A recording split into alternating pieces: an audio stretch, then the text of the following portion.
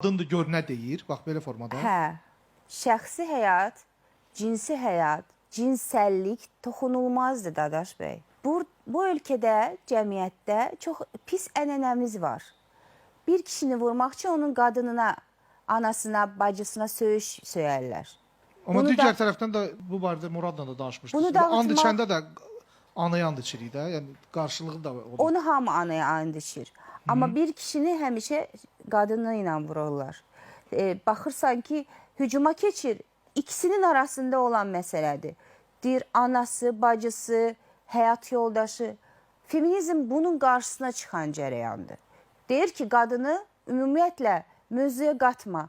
Cinsinə görə qadını ora qoyub